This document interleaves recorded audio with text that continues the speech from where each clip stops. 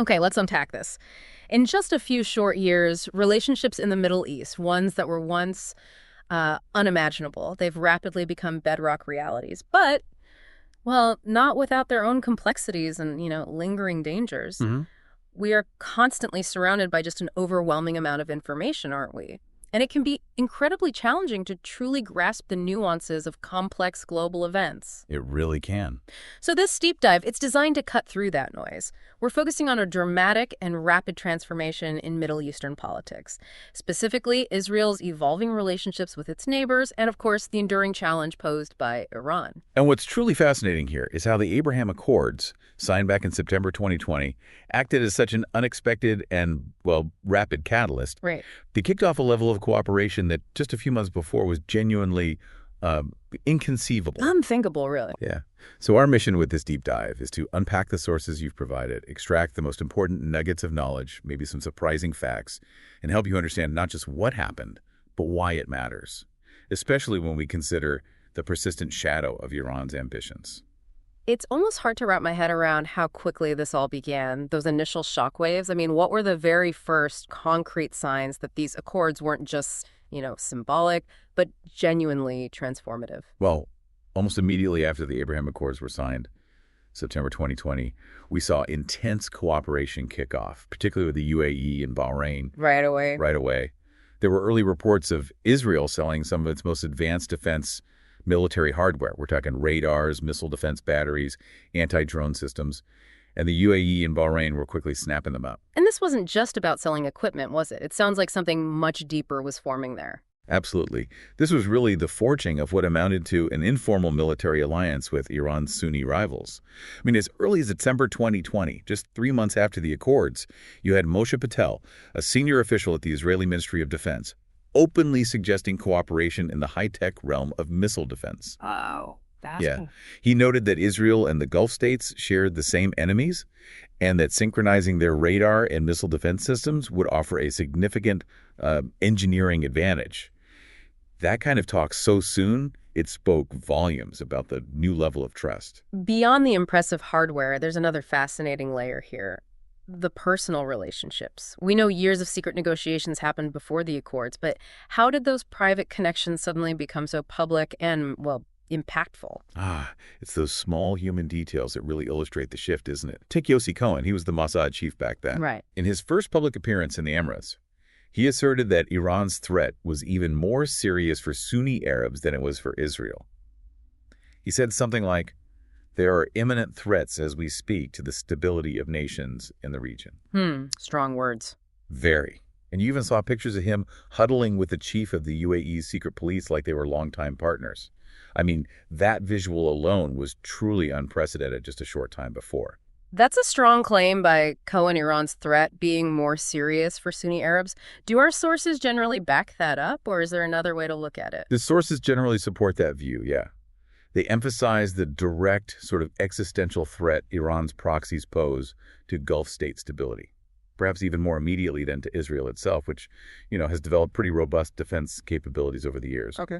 And this shared perception of threat, it was a really powerful driver.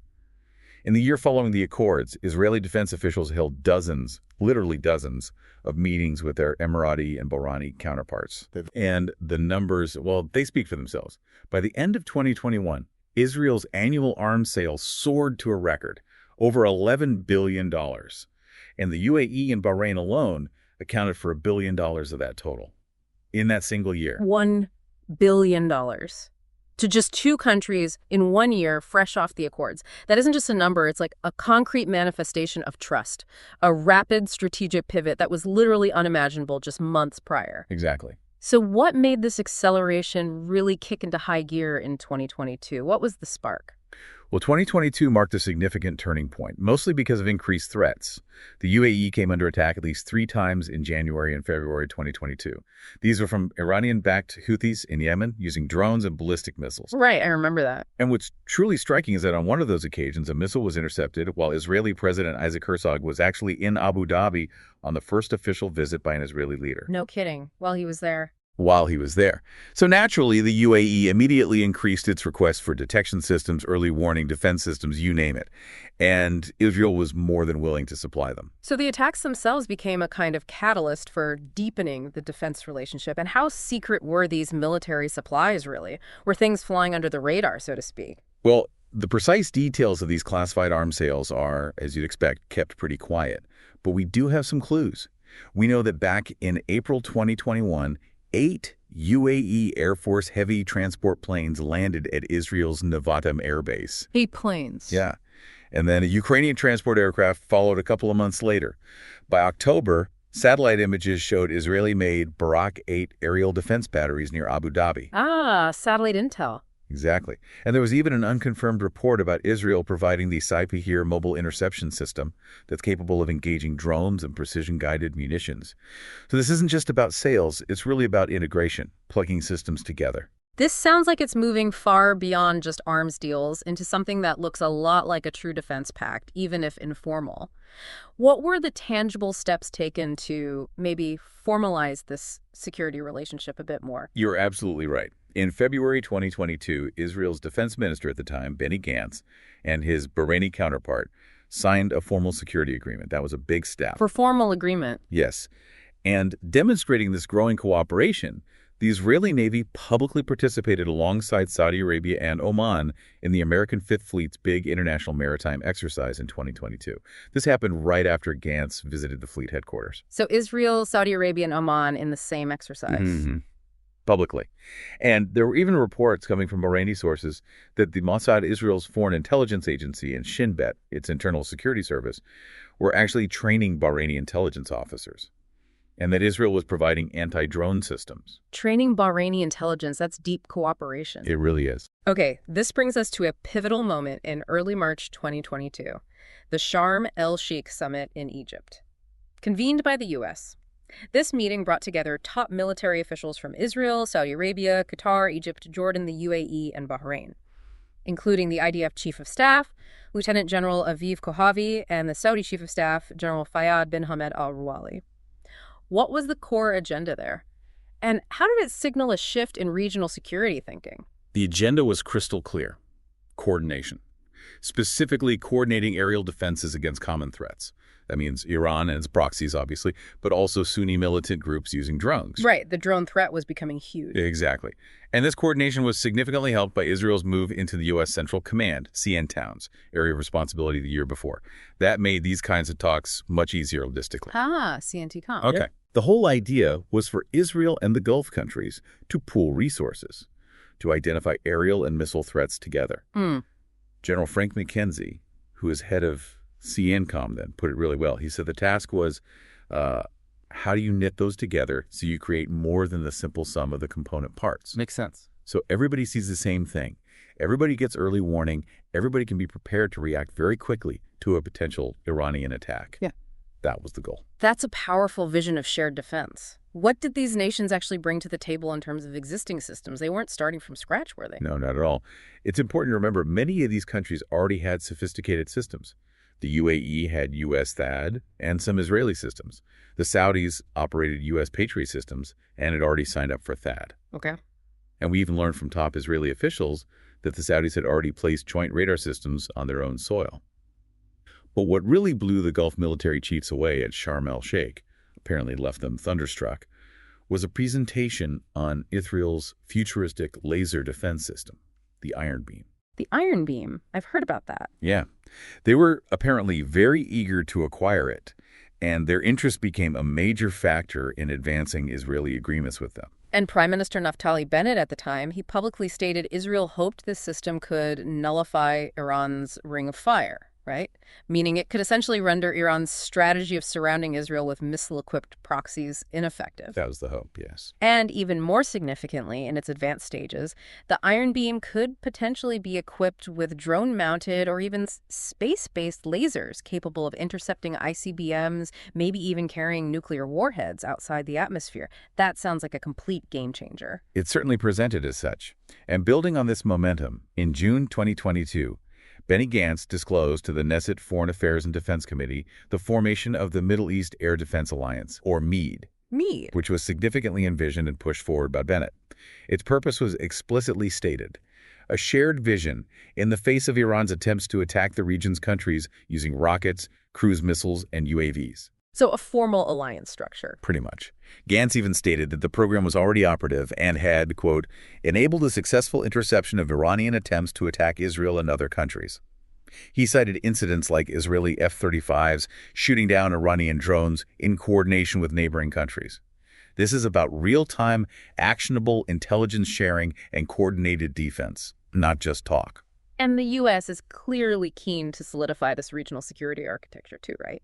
In June 2022, there was that bipartisan bill, the Defend Act, introduced in Congress, aiming to realize the full potential of the Abraham Accords by integrating air and missile defense capabilities. Exactly. It shows a U.S. commitment that goes beyond just bilateral ties, trying to foster this regional network. And then these growing ties became highly public in March 2022 at the Negev Summit. Remember that. Secretary of State Anthony Blinken convened a meeting in Israel with foreign ministers from Bahrain, Egypt, Morocco, and the UAE. Very visible. It's extremely.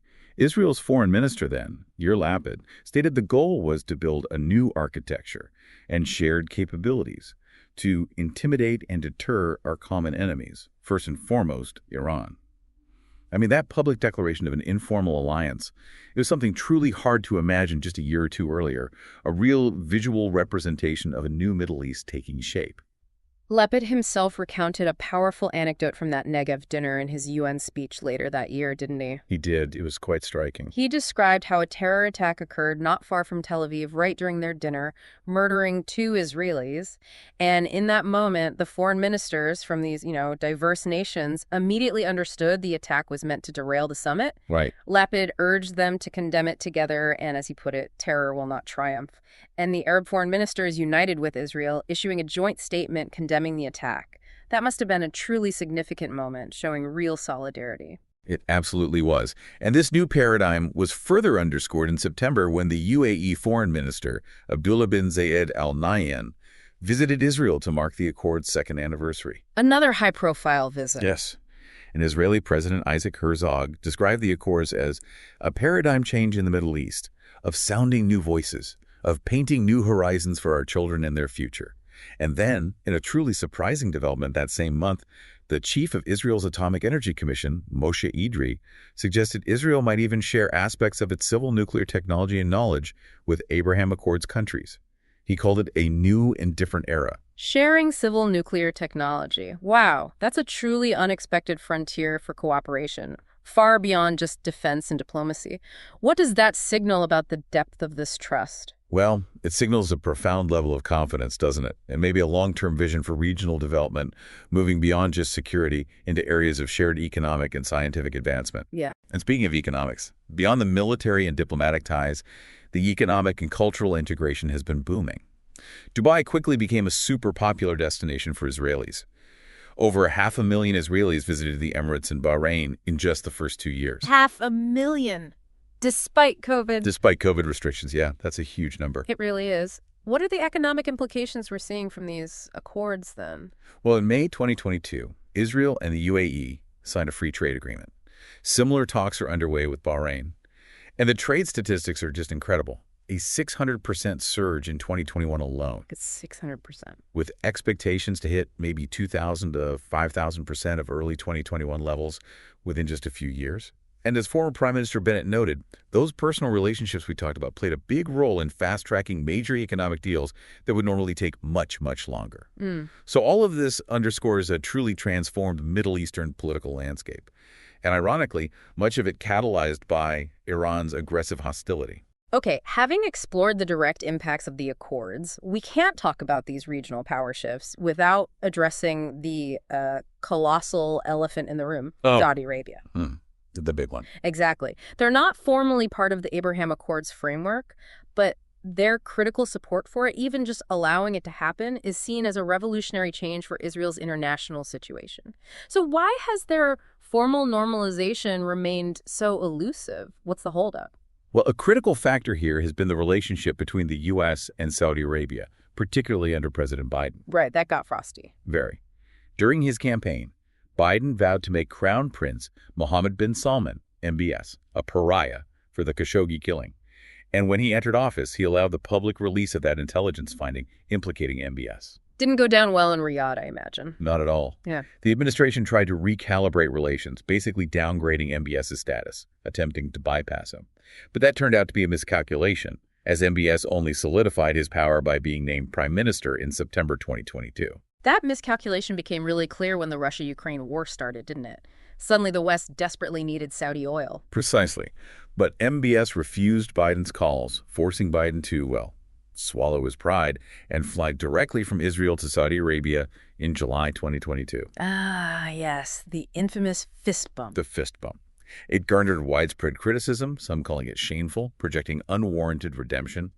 But despite this grand gesture, MBS, reportedly feeling his honor seriously offended by Biden's public remarks about Khashoggi even while he was there. Oh, really? He didn't offer a quick victory on oil production, not even after massive U.S. arms sales were agreed to.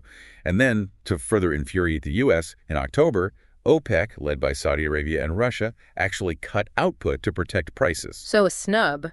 Meanwhile, how did Israel navigate this? Israel played a very delicate strategic dance. Israeli leaders Netanyahu, Ben Shabbat, Cohen, Bennett, Lapid, Barnea, they all diligently worked to separate themselves from American criticism of MBS.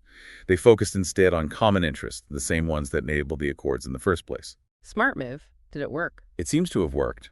A direct benefit for Israel from Biden's trip was MBS's approval for Israeli airlines to fly over Saudi airspace to India and the Far East. That significantly cut travel time and costs. That's a big deal, practically. It is. Though it's worth noting, the Saudi announcement carefully avoided any mention of Israel, still playing it cautiously in public. So Israel essentially sidestepped the U.S.-Saudi diplomatic friction to maintain its own pragmatic progress. But beyond U.S. relations, what are the deep-seated internal hesitations within Saudi Arabia itself that prevent full normalization? It can't just be about the U.S., right? No, absolutely not. There are significant internal factors. Its intrinsic conservatism, for one, its unique status as the center of the Ummah, the global Islamic community, and its traditional monarchy under King Salman. All these play a role. How so? Well, while it's pragmatic enough for informal cooperation with Israel, to balance Shiite Iran's power, its status as the de facto head of Islam imposes limits on what it can do openly with a Jewish state that's still in dispute with Palestinians. Right, the Palestinian issue. It always comes back to that, to some degree. This leads to conflicting views on MBS's real intentions, doesn't it? At one point, former Mossad chief Yossi Cohen seemed optimistic that MBS was ready to formalize ties, maybe late 2021 or early 2022, assuming a pragmatic Biden-Saudi relationship, of course. Which didn't quite materialize as expected. Exactly. But then you have another senior former Mossad official, someone with deep knowledge of the Israel-Saudi relationship, who believes normalization is out of the question as long as King Salman is alive. Unless, maybe, there's an unexpected definitive solution to the Palestinian situation. How do we reconcile those two perspectives? Well, it suggests that while MBS clearly desires change, maybe it admires Israel's dynamism, he still has to respect King Salman's directives and Saudi Arabia's unique role in the Islamic world. The prevailing view seems to be he'll likely wait for a generational change, wait until he's king himself, before making such a monumental move. It's a kind of generational calculation for a deeply traditional kingdom. Okay, a waiting game perhaps. And then, just when you thought you had a handle on the dynamics, boom, March 2023. The surprising announcement that Saudi Arabia and Iran would restore diplomatic relations, brokered by China of all players. Yeah, that threw everyone for a loop. Initial commentary immediately saw this as a major blow to Israel-Saudi normalization chances, but our sources hint at a more nuanced reality, don't they? Indeed. Israeli intelligence officials largely held a contrasting view.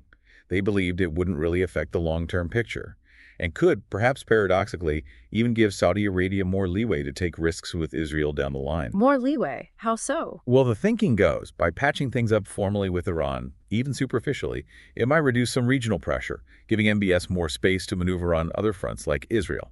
And interestingly, just a day before the Saudi-Iran deal was announced, Saudi Arabia reportedly told American officials its terms for moving ahead with normalization with Israel. Oh, what were the terms? American security guarantees and help establishing a civilian nuclear power network. Pretty significant demands. Security guarantees and nuclear help. Okay, so this suggests a strategic play by MBS, not necessarily a shift away from Israel. That's what some intelligence officials suggested, yeah. that MBS might even ditch waiting for a final comprehensive deal with the Palestinians, maybe settle for some kind of interim normalization if, say, Netanyahu helps secure large U.S. arms sales and a less qualified U.S. commitment to Saudi future needs. And remember, Riyadh announced a massive $37 billion deal with Boeing just days after the Saudi-Iran agreement.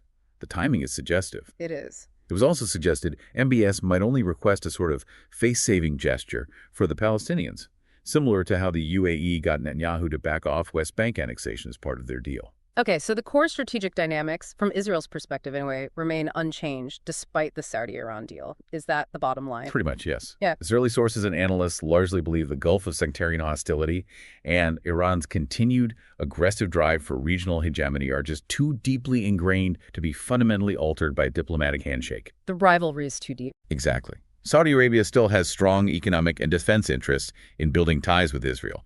Plus, we've seen the precedent with the UAE. They normalized with Israel while still maintaining diplomatic ties with Iran. It seems to be about managing multiple relationships in a complex region, not necessarily choosing one over the other completely. Okay.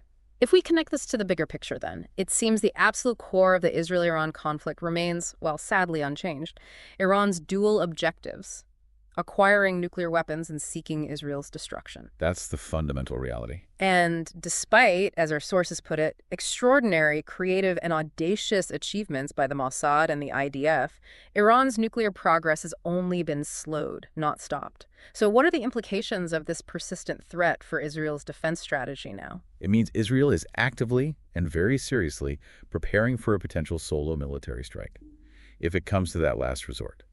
Billions of dollars have been allocated specifically to beef up long-range offensive capabilities. They're stocking up on Iron Dome batteries and interceptors. What kind of capabilities are we talking about? Well, specifics include acquiring an additional F-35 squadron, 4 big Boeing KC-46 Pegasus refueling aircraft crucial for long-range missions, and 12 new CH-53K King Stallion heavy-lift helicopters. This isn't just theoretical planning. It's a very real investment in having that last resort capability if needed. To give our listeners a sense of what that might actually look like, our sources even describe an imagined scenario for, say, a September 2024 Israeli air assault on Iran. It's the chilling scenario. It involves 3 waves of aircraft F-35s, F-15s, F-16s, combined with extensive cyber and electronic warfare. The targets would be Iran's air defenses and dozens of nuclear sites like Fordo, Natanz, Arak, and others. The key limitation mentioned is Israel's lack of the really heavy U.S. bunker buster bombs, meaning they'd likely rely on repeated strikes to try and disable those deeply buried facilities. A very difficult task. And after such an attack, the scenario imagines the prime minister hypothetically declaring the removal of an existential threat, while Israelis would be in bomb shelters as Iran's proxies, like Hezbollah, launched massive revenge attacks. It's explicitly an imagined scenario, but the sources say it has a high level of plausibility. And to drive home these warnings, these aren't just internal scenarios. Israel conducts large-scale military drills that are clearly messages to Tehran. In May 2022, the IDF held its largest ever exercise called Chariots of Fire. It explicitly simulated attacks on Iranian targets, even practicing with U.S. refueling support. Okay. And then in January 2023, there was that massive joint U.S.-Israeli exercise, Juniper Oak. These aren't just routine drills. They're very thinly veiled messages about capability and intent. But even with Israel's advanced capabilities and these warnings, Iran isn't just standing still, are they? How have their aerial defenses evolved? No, they're certainly not standing still. While Iran has a generally outdated air force, its aerial defenses have significantly improved. Back in 2017, they received Russia's advanced S-300 air defense system. The S-300, right. And they've invested heavily in developing their own anti-stealth surface-to-air missile systems. The big concern now, though, is that Russia might sell Iran the even more advanced S-400 system. Yeah. That's claimed to be able to track 5th-generation stealth fighters like the F-35. That would be a problem. Big problem. And potentially 24 advanced Sukhoi Su-35 SE fighters as well, especially given the strengthening Russian-Iranian alliance formed during the Ukraine war. This creates a much more complex and dangerous operational environment for any potential Israeli strike. This all ties back into the nuclear breakout conundrum. Iran, by its own admission sometimes, is just a skip and a jump away from the 90% purification level needed for weapons-grade fissile uranium. They're very close on enrichment. Right. While they seem to have mastered the enrichment cycle itself, the estimates are still that they're maybe 6 months to 2 years away from actually deploying a nuclear weapon. That involves detonation testing, miniaturization to fit on a missile, and the missile placement itself. Correct. There are still hurdles. But what's more, highly enriched uranium is apparently much easier to hide than the centrifuges needed to make it. Former IDF intelligence chief Amos Yadlin suggested that Israel might need to shift its focus towards stopping weaponization activities if the fissile material production itself can't be completely stopped. It's a difficult challenge. Yeah. And then you have the complex negotiations for the U.S. return to the 2015 nuclear deal, the JCPOA. Those have continued with, well, uncertain results. How close did they get? Reports suggested about 95% of issues were agreed upon at one point, aiming to restore the original fundamentals of the deal. However, there were significant concessions made to Iran in those talks. Like what? Notably, allowing them to store hundreds of new advanced centrifuges rather than destroy them, and maintaining a small stockpile of 60% enriched uranium. Storing them, not destroying them. Exactly. And that greatly concerns Israel because it would leave Iran technically only a few months away from having enough material for a nuclear weapon if they decided to break out and reactivate those stored centrifuges. As Yadlin put it quite starkly, there is knowledge. You cannot destroy knowledge. That's a sobering thought. What were the other sticking points in those negotiations? Well, there was Iran's initial demand to remove the IRGC, the Revolutionary Guard Corps, from the U.S. terror list. That was reportedly dropped eventually. But a major hang-up was Iran's demand to close ongoing IAEA investigations into past cheating on nuclear activities. The cheating exposed by that 2018 Mossad heist of the nuclear archive. Precisely. Iran wanted those investigations closed, which the West was reluctant to do. Some analysts suggest that Iran might have been deliberately delaying a final agreement anyway, maybe to buy time for clandestine activities aimed at quickly building a nuclear weapon once any potential pact eventually expired. But what else derailed the deal more recently in 2022? It seemed like it was close for a while. Well, several external factors really emerged in 2022 that downgraded the immediate prospects. The U.S.-Russia conflict over Ukraine became a key moment, as the EU's chief Iran negotiator put it. How so? Because Iran became a major weapon supplier to Russia, providing drones and potentially missiles. This made endorsing a nuclear deal with Tehran much more difficult politically for the West. Right, rewarding them while they fueled the war in Ukraine. Exactly. And additionally, the widespread domestic protests in Iran, following the killing of Mahsa Amini by the Modesty police, and the regime's subsequent violent repression, further complicated the situation. It made any deal politically unpalatable for Western governments. What's truly striking through all this is the unending debate, even within Israel, on how best to stop Iran. You have former Mossad directors Tamir Pardo and Yossi Cohen publicly disagreeing. Yes, quite publicly. Pardo views Trump's withdrawal from the JCPOA as a catastrophic mistake that actually brought Iran closer to a bomb. He emphasizes Israel's need for U.S. support and suggests radical diplomacy, even talking about opening McDonald's in Tehran to transform the entire game. A very different approach. While Cohen, by implication anyway, seemed to believe Pardo was perhaps too passive during his tenure. But one might argue that while these new regional agreements, the Accords, are groundbreaking, they still haven't fundamentally altered the nuclear threat equation itself. That's a crucial point. And you see other perspectives highlighting this lack of consensus, too. Yadlin, the former IDF intelligence chief, suggested Israel should have actually stayed in the JCPOA longer to influence it from within, while someone like former U.S. National Security Advisor H.R. McMaster found the idea of returning to the deal now ludicrous, given how close its expiration dates are. So no easy answers. No. What's clear, I think, is that no one honest will admit there's a single perfect way forward. It seems a mix of diplomatic pressure, credible military threats, and ongoing covert methods is what's necessary. And in that mix, the Mossad's covert actions are widely seen, certainly within Israel, as having been the most successful way to actively slow down Iran's program while managing to avoid triggering an all-out war so far. And the current Mossad chief, David Barnea, made that very clear statement back in late 2021, didn't he? He did, very unequivocally. He said, Iran will not have nuclear weapons. Not ever. That is my promise. That is the Mossad's promise. A very strong commitment. So looking ahead then, we've covered a lot of ground. What are the main obstacles still remaining, and maybe some reasons for cautious optimism? One lingering obstacle seems to be the internal Israeli divide, particularly over the judicial overhaul plans, which maybe undermined its perception of strength and created some daylight with the U.S. That certainly didn't help perception, though. And the Palestinian issue, while maybe less of a direct roadblock for some normalization deals than it used to be, it still remains a significant point of difference and potential friction. Always there in the background. Always. But despite these challenges, there are some notes of optimism, too. Many Sunni Arab leaders seem to hope that a new Palestinian leader, eventually replacing Mahmoud Abbas, could potentially facilitate progress and allow more countries to join the accords without as much political blowback. Interesting. A post-Abbas era could unlock things. It's a hope. And there's also the possibility, as we saw hints of before, that other countries might join the Abraham Accords, even if the Israeli-Palestinian conflict remains stuck in its current state. Near the end of the Trump administration, teams were reportedly close with Mauritania and Indonesia. Mauritania and Indonesia, wow. And apparently a done deal with another unnamed Muslim country fell through at the very last second. So this suggests there's still a continued appetite for normalization out there, perhaps driven by those shared regional concerns about Iran and economic opportunities, even if the Palestinian issue isn't fully resolved first. So ultimately, the Abraham Accords, they really do represent a seismic shift, don't they? Despite some setbacks, maybe some bumps in the road, they have forged a functioning and effective, even if largely informal, alliance of regional powers. And they seem determined to stand against Israel's most lethal and determined enemy, Iran. That's right. Because of this fundamental shift in Israel's relations with key parts of the Arab world, the Islamic Republic of Iran now faces arguably the most powerful, coordinated opposition that has ever existed to its messianic ambitions for regional dominance.